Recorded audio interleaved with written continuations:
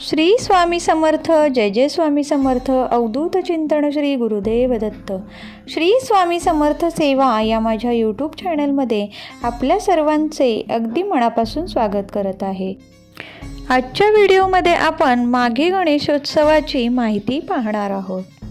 माघी गणेश जयंती म्हणजेच मराठी माघ महिन्यात येणारी गणेश जयंती होय.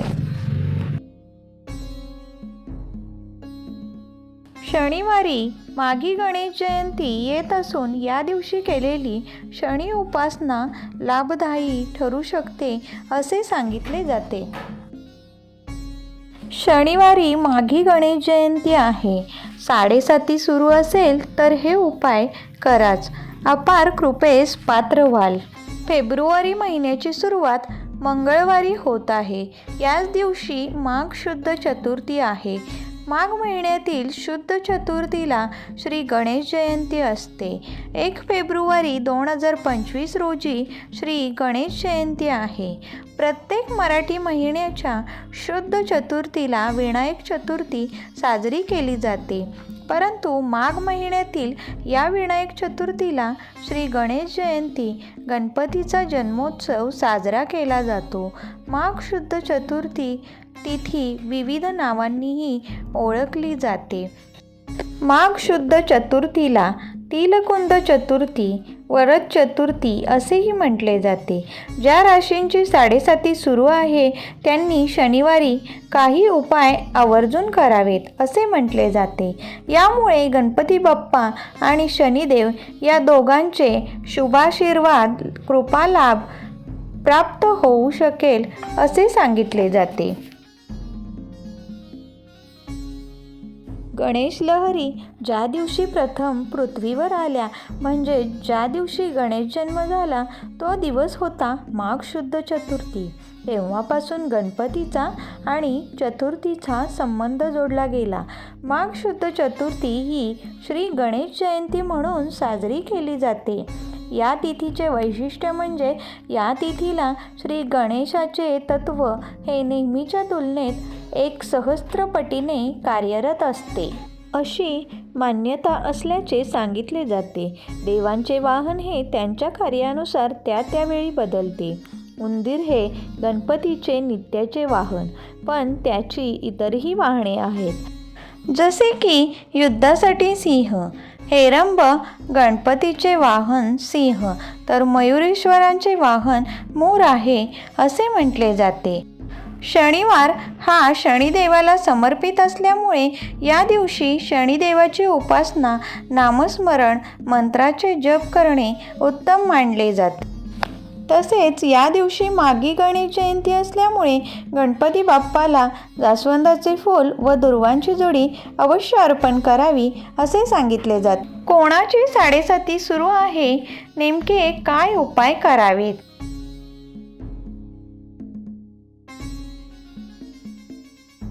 विद्यमान घडीला मकर, कुंभ आणि मीन या राशींची 7:30 सुरू आहे.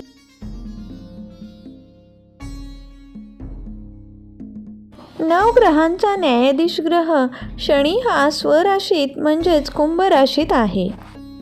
29 मार्च 2025 रोजी शनी कुंभ राशीतून गुरुचे स्वामित्व असलेल्या मीन राशीत प्रवेश करणार आहे. यानंतर मकर राशीची 7:30 संपणार आहे आणि मेष राशीची 7:30 सुरू होणार आहे. शनिवारी सकाळी तसेच प्रदोषकाळी तिन्ही सांजेला दिवे लागणीला शनिदेवाचे स्मरण पूजन करावे. शनीची 7:30 सुरू असताना प्रतिकूल प्रभाव कमी करण्यासाठी मारुती, विष्णू, महादेव या देवांची उपासना, नामस्मरण उपयुक्त ठरते असे सांगितले जाते. 7:30 सुरू असताना आपल्या इष्टदेवतेचा जप रोज करणे लाभप्रद ठरते. शनिवारी शनिदेवाच्या मंदिरात जाऊन काळे तीळ अर्पण करावे. तेलाचा दिवा लावावा. स्वकष्टार्जित धनातून गरजूंना अन्नधान्य दान करावे. शनिवारी काहीही दान केले तर ते पुण्यप्रद ठरते. शनी बीज मंत्राचा जप दररोज करावा. विशेषतः या मंत्राचा जप शनिवारी करावा. हनुमंताचे दर्शन घेणे. समर्थ रामदासकृत मारुती स्तोत्र म्हणावे. हनुमान चालीसा, बजरंग बाण किंवा सुंदरकांड ही हनुमंताच्या पराक्रमाचे गुणवर्णन करणारी स्तोत्रे म्हणावीत. शनीची उपासना. शनी स्तोत्राचे 21 वेळा पठण, शनी चालीसा पठण, शनी दर्शन असे उपाय सांगितले जातात.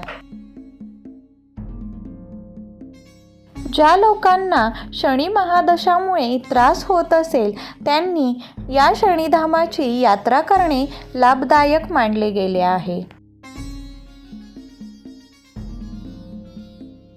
पिंपळाच्या झाडाशी दूध आणि पाणी मिसळून दर शनिवारी नियमितपणे अर्पण करावे.